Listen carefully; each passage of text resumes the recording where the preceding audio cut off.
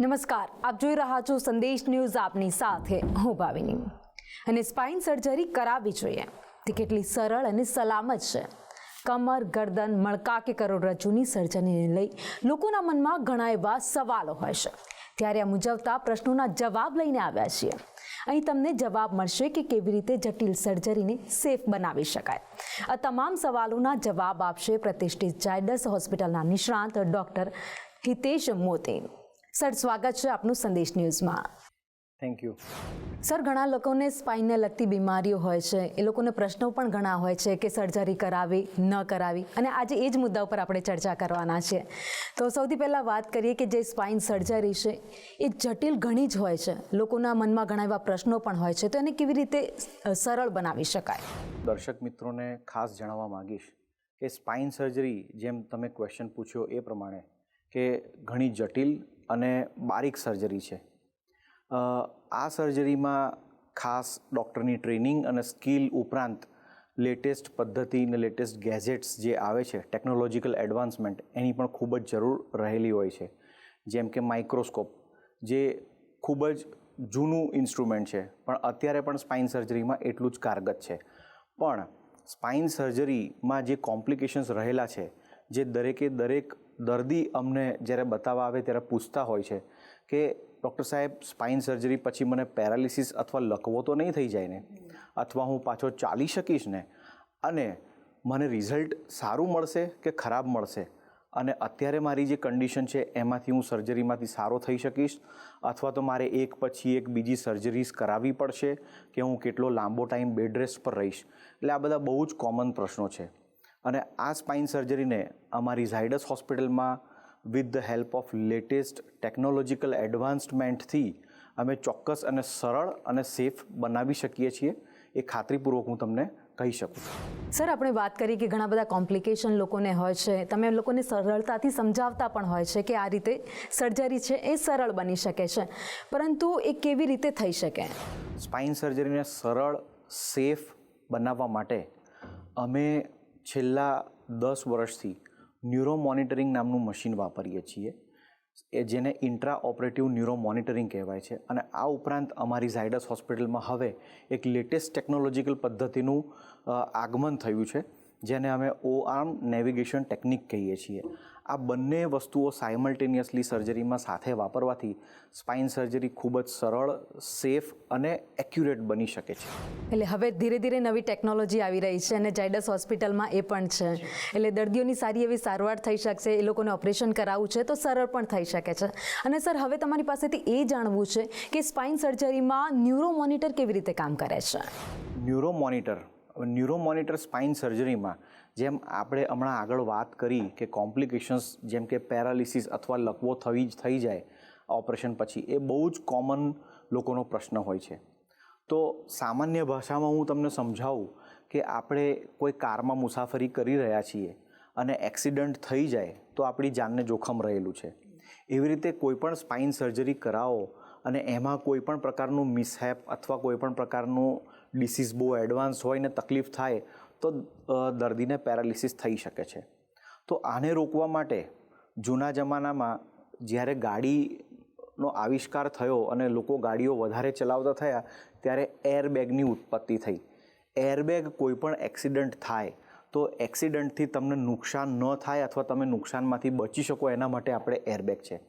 તો same spine સર્જરીમાં કોઈ પણ પ્રકારનું ન્યુરોલોજીકલ કોમ્પ્લિકેશન ન થાય અને એને આપણે કોમ્પ્લિકેશન થતા ટાઈમે રોકી શકીએ અને દર્દીને લકવો થતો બચાવી શકીએ, એના માટે ચાલુ સર્જરી દરમિયાન જે મશીન લગાડી અને નસનું ફંક્શન્સ, એટલે સ્પાઇનલ કોર્ડની કાર્યવિધિ કેવી રીતે ચાલી રહી છે એ જોવા માટે જે મશીન લગાડવામાં આવે છે એને ન્યુરો મોનિટરિંગ કહેવાય છે. અને આ ન્યુરો મોનિટરિંગ આખી સર્જિકલ પ્રક્રિયા દરમિયાન એક બીજા ડૉક્ટર ન્યુરો મોનિટરિંગ મશીન ઉપર બેસી અને કોન્સ્ટન્ટ દરેકે દરેક સ્પાઇનલ કોર્ડની જેટલી નસો છે એ બધાની કાર્યવિધિને મોનિટર કરતા રહે છે. એટલે કે ચાલુ સર્જરી દરમિયાન કોઈ નસ અથવા કોઈ સ્પાઇનલ કોર્ડના પાર્ટ ઉપર નુકસાન થતું હોય તો અમને એ જ રાઇટ એટ ધેટ ટાઈમ આપણને ખબર પડે છે. અમે એ નુકસાનને રિકવર કરી શકીએ છીએ, અને જેથી કરીને દર્દી જ્યારે ઓપરેશન પછી ભાનમાં પાછો આવે છે ત્યારે એવું કોઈ પણ પ્રકારનું સાંભળવા નથી મળતું કે આ દર્દીના પગ નથી હાલતા. એટલે આપણે દર્દીને સેફટીથી પેરાલિસિસ થતો અટકાવી શકીએ. એટલે આ તો સર આપણે વાત કરીએ ન્યુરો મોનિટરની ને હવે એ વાત પણ કરીએ ઝાયડસ હોસ્પિટલમાં એક નવું મશીન પણ આવ્યું છે જેને ઓ આર્મ નેવિગેશન તરીકે ઓળખવામાં આવે છે. હવે આ મશીન શું છે એ પણ વિસ્તારથી જણાવો. ઓ આર્મ અને નેવિગેશન આ બે અલગ અલગ મશીન છે, પણ એ બંનેનો યુઝ સ્પાઇન સર્જરીને સરળ, સેફ અને એક્યુરેટ એમ 3 ફંક્શન પૂરા કરવા માટે થાય છે. ઓ આર્મ અને નેવિગેશન જેમ આપણે કારમાં મુસાફરી કરીએ અને કોઈ અજાણ્યા લોકેશનમાં જવું હોય તો આપણને ખબર છે કે અહીંયા નેવિગેશનથી આપણે આ જગ્યાનો મેપનો મૂકીશું ત્યારે એ તમને પ્રોપર રસ્તો, સરળ રસ્તો, ટૂંકો રસ્તો, કેટલો ટ્રાફિક છે, કેટલી મુશ્કેલીઓ આવશે, બધું જ બતાવે છે. તેવી જ રીતે ઓ આર્મ અને નેવિગેશનને જો કમ્બાઇન્ડ યુઝ કરીએ તો એ આપણને જ્યારે સ્પાઇન સર્જરી દરમિયાન એની અંદર ઇમ્પ્લાન્ટ્સ નાખવાના થતા હોય છે, જેમ કે સ્ક્રૂઝ અથવા કેજ અથવા આર્ટિફિશિયલ ડિસ્ક કે નાખવાનું થતું હોય તો એ ઇમ્પ્લાન્ટ નાખતી વખતે એ ઇમ્પ્લાન્ટ એનો રસ્તો ભૂલી ન જાય અને ચોક્કસ પ્રમાણે એક્ઝેક્ટ પ્રિસિઝનથી એ ઇમ્પ્લાન્ટ પ્રોપર સ્પાઇનમાં જાય અને દર્દીને સારામાં સારું રિઝલ્ટ મળે એના માટે ઓ આર્મ નેવિગેશનનો ઉપયોગ કરવામાં આવે છે. હવે ઓ આર્મ એ એક પ્રકારનું લો ડોઝ સીટી સ્કેન મશીન છે કે જેને આપણે સર્જરી દરમિયાન વાપરીએ છીએ અને એ ઓ આર્મ વાપરવાથી એનો ડોઝ લગભગ 1 કે 2 એક્સરે જેટલો જ હોય છે અને એ ઓ આર્મના મશીનના જે પણ ડેટા છે એ ડેટાને નેવિગેશનમાં ટ્રાન્સફર કરવામાં આવે છે અને એ ઓ આર્મ અને નેવિગેશન બંને કમ્બાઇન્ડલી યુઝ કરીએ એટલે હું સર્જરી દરમિયાન મારો હાથ ઊંચકીને કોઈ જગ્યાએ સ્ક્રૂ નાખવા જાઉં અથવા સ્ક્રૂ માટેની એન્ટ્રી લઉં તો મને આખો પાથવે એ સ્પાઇનની અંદર, દર્દીના સ્પાઇનની અંદર કયા માર્ગમાં ક્યાંથી સ્ક્રૂ જવો જોઈએ એ આખો રસ્તો બતાવે છે, જેથી કરીને સ્ક્રૂની વચ્ચેની સાઈડમાં સ્પાઇનલ કોર્ડ અથવા નસ છે અને બહારની સાઈડમાં લોહીની વેસલ્સ, બ્લડ વેસલ્સ છે. આ બંનેની વચ્ચે એકદમ નાની પાઇપ જેવી કેનાલ હોય છે, એની અંદરથી રસ્તો કરી અને પ્રોપર એક્ઝેક્ટલી 100% એક્યુરેસી સાથે આપણે ઇમ્પ્લાન્ટ ફિક્સ કરી શકીએ છીએ, જેથી દર્દીને સારામાં સારું રિઝલ્ટ મળે છે. ઉપરાંત સર્જરી ફાસ્ટ, સરળ, સેફ અને પ્રિસિઝન સાથે મોસ્ટ એક્યુરેટ થઈ શકે છે. એટલે આ મશીન સારી એવી ટેકનોલોજી સાથે કામ કરે છે. નવી ટેકનોલોજીની આપણે વાત કરી રહ્યા છીએ, નવી ટેકનોલોજી સાથે આવેલા જે 2 મશીનની વાત કરી રહ્યા છીએ, ત્યારે મશીનની વાત કરતાં જે ઓ આર્મ મશીન કેવી રીતે કામ કરે છે અને તેના ફાયદા શું છે એ પણ આપ જે દર્શકો આપને જોઈ રહ્યા છે એને કહેશો. ઓ આર્મ મશીન એ એક પ્રકારનું લો ડોઝ રેડિયેશન મશીન છે કે જેનાથી આપણે 3 ડાયમેન્શનલ, ડીસ 3D ઇમેજિંગ, આપણા શરીરના સ્પાઇનની 3D ઇમેજિંગ આપણે લઈ શકીએ છીએ જ્યારે દર્દીને આપણે બેભાન કર્યું હોય ત્યારે. એટલે તમે જ્યારે ઓપરેશન કરતા હોય એ ટાઈમ દરમિયાન દર્દીના શરીરની રચના, દર્દીના શરીરના સ્પાઇનલ કોર્ડની રચના અથવા સ્પાઇનની રચના કેવી છે રાઈટ એ વખતે જ ખબર પડે છે અને એ ઓ આર્મની ઇમેજીસને નેવિગેશન સાથે મૂકી એટલે બંને પછી ભેગા મળીને કમ્બાઇન્ડ કામ કરે છે. એટલે તમે જ્યારે દર્દીના શરીરમાં ઇમ્પ્લાન્ટ્સ અથવા સ્ક્રૂઝ અથવા ફિક્સેશન, ઘણીવાર લાંબી ને જટિલ સર્જરીઓમાં ઘણા બધા ઇમ્પ્લાન્ટ્સ નાખવા પડતા હોય છે, પરંતુ કોમ્પ્લિકેશન થવા માટે એક નાનું ઇમ્પ્લાન્ટની થોડીક પોઝિશન, એનો પાથવે થોડોક બદલાઈ જાય એટલું કોમ્પ્લિકેશન કરવા માટે સફિશિયન્ટ છે. તો આ બધી જ વસ્તુ ન થાય અને સરળતાથી સર્જરી થઈ શકે એ માટે ઓ આર્મ અને નેવિગેશનને કમ્બાઇન્ડલી યુઝ કરીએ તો દર્દીની સર્જરીનું રિઝલ્ટ બહુ જ સારું મળી શકે છે.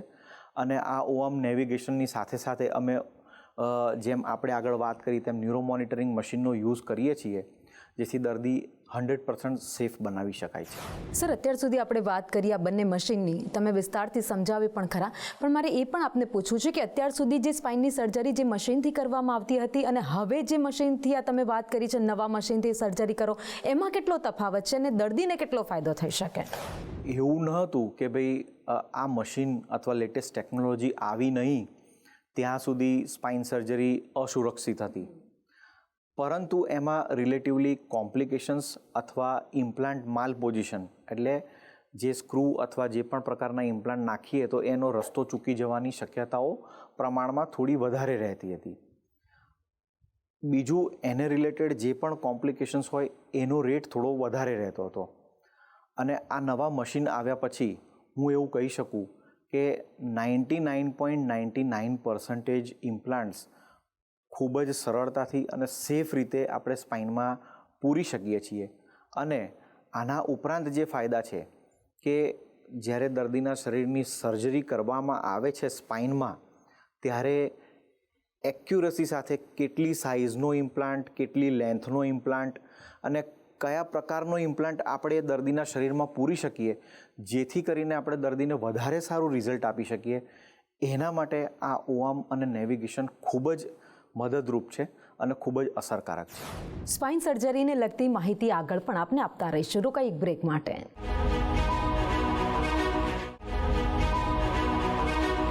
Welcome back. અને સ્પાઇન સર્જરીને લઈને આગળ પણ વાત કરીએ.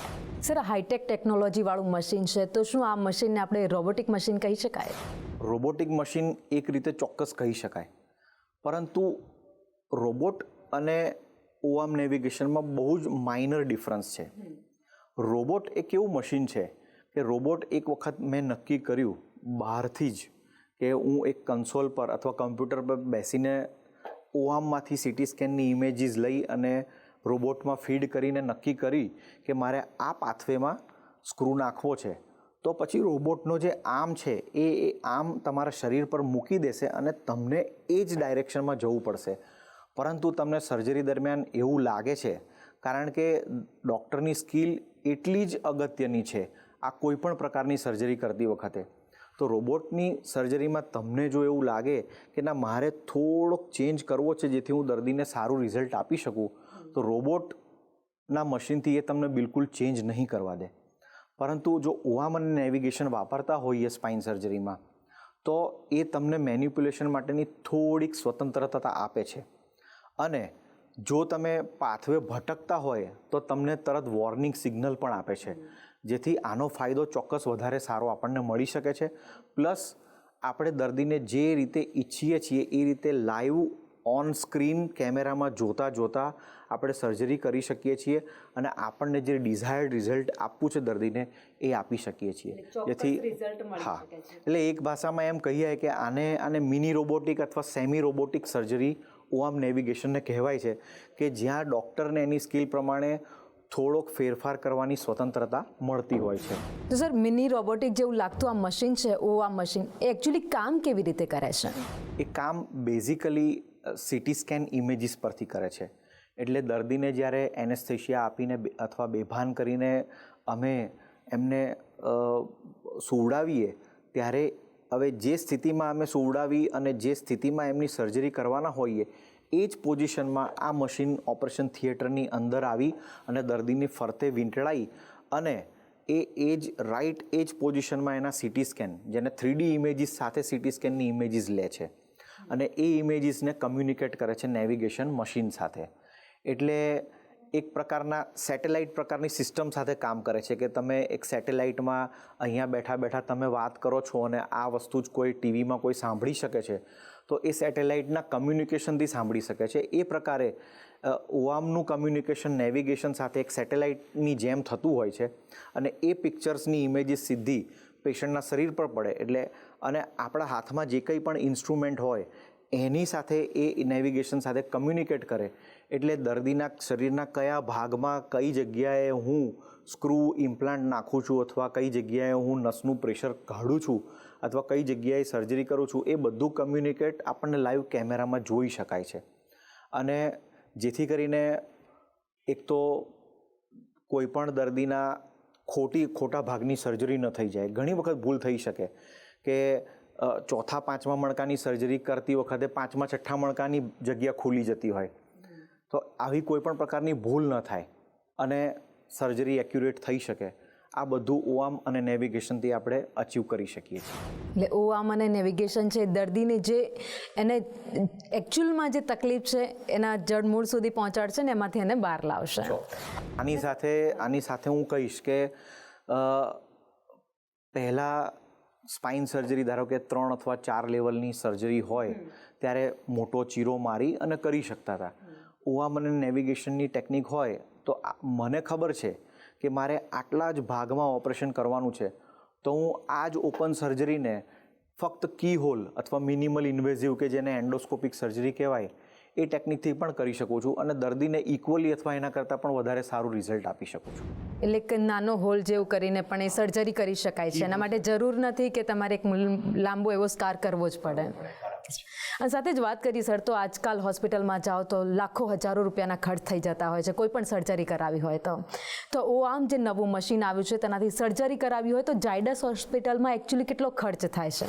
આ દરેક આપણા ભારત દેશમાં લગતો એક બહુ જ અગત્યનો પ્રશ્ન છે. દરેક દર્દી માટે અમારી પાસે જેટલા દર્દી આવે દરેકને પૈસાની ચિંતા હોય જ છે. જેને મેડિક્લેમ હોય કે ન હોય બધા માટે સરખો જ પ્રશ્ન છે. દર્દીના શરીરને કોઈ પણ પ્રકારનું નુકસાન થાય અથવા આપણે વાત કરીએ કે ઓઆર્મ નેવિગેશન અથવા ન્યુરો મોનિટરિંગથી સર્જરી નથી કરતા, નોર્મલ રીતે સર્જરી કરીએ છીએ, પણ 100માંથી 1 કે 2 દર્દીને પણ ધારો કે એ દર્દીને પેરાલિસિસ થાય છે, એ પેરાલિસિસ થાય છે તો આપણે જે કોસ્ટની અથવા જે એક્સ્ટ્રા ખર્ચાની વાત કરીએ છીએ એ દર્દી માટે આખી જિંદગીભરનો પ્રશ્ન થઈ ગયો છે, બરાબર. પણ એની સામે જો ઓઆર્મ અને નેવિગેશન અને ન્યુરો મોનિટરિંગ આ બધી જ એક્સપેન્સિવ ટેકનોલોજી છે, પરંતુ અમે ઝાયડસ હોસ્પિટલમાં અમે કોઈ એનો એક્ઝોર્બિટન્ટ એક્સેસિવ કોઈ ચાર્જ લેતા નથી. અમે જે કંઈ પણ ચાર્જ એનો એક્સ્ટ્રા ઇન્સ્ટ્રુમેન્ટ માટે કરીએ છીએ કે એ સર્જરીની અંદર જે ડિસ્પોઝિબલ્સ વપરાય છે એ ચાર્જ લઈએ છીએ. એટલે નોર્મલ સર્જરી કે એના મશીનની કોસ્ટ રિકવર કરવા માટેની અમે કોસ્ટ નથી લેતા. અમે માનીએ છીએ કે દર્દીની સેફટી અને સિક્યુરિટી અમારા માટે વધારે પ્રાયોરિટી છે. તો આમ જોવા જઈએ તો આટલા ડિસ્પોઝિબલને એના માટેની ઇન્સ્ટ્રુમેન્ટની આપણે આને ખર્ચાની વાત કરીએ તો હાર્ડલી 5થી 10% જ ઇન્ક્રીમેન્ટ આમાં આવે છે. અને જે પહેલાંના ઇમ્પ્લાન્ટથી સર્જરી કરતા હતા એ જ ઇમ્પ્લાન્ટથી સર્જરી થઈ શકે છે. એટલે આમાં કોઈ નવા પ્રકારના એક્સપેન્સિવ કે એક્ઝોર્બિટન્ટલી કોસ્ટલી ઇમ્પ્લાન્ટ્સ પણ વાપરવાની જરૂર નથી. એટલે હાર્ડલી હું કહીશ કે 5થી 10% એની ટોટલ કોસ્ટમાં વધારો થાય છે, જે મને એવું લાગે છે કે દર્દીની સેફટી ને સિક્યુરિટી અને પ્રિસિઝન માટે બહુ મોટી રકમ ન કહી શકાય. સેફટી અને સિક્યુરિટી જરૂર છે.